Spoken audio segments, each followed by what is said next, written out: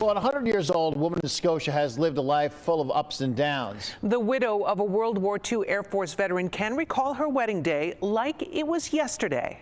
Now, if you ask her about the wedding dress, as Cassie Hudson shows us, we can guarantee you're going to see a smile quickly appear on her face. Could you believe my hair was jet black? And look at it today.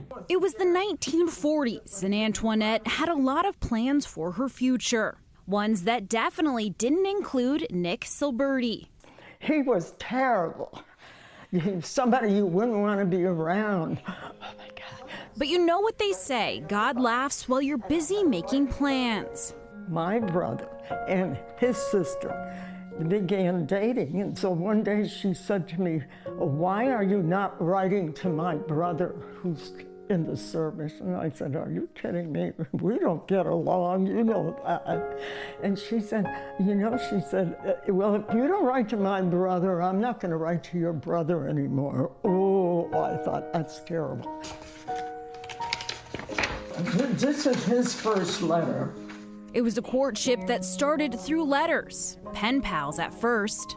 He wrote just as if you were talking to somebody. So he called me, sometimes he called me Champ. But one day, the letters stopped. Well, right away they knew that they were on enemy territory.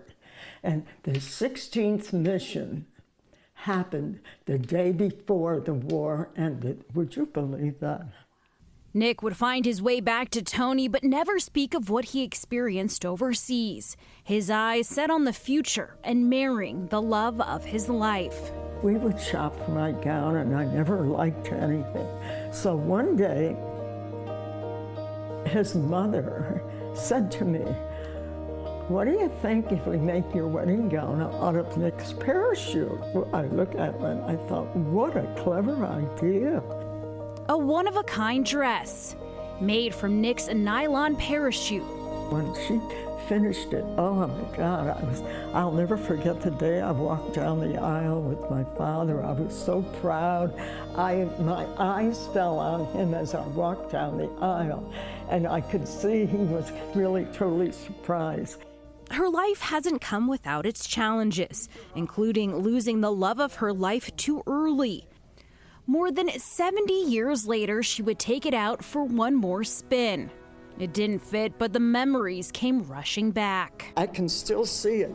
We opened up the parachute in the living room, and all friends and relations sat around, and we, stitch by stitch, we took the panels apart. Embedded in the fabric, stories from a different era.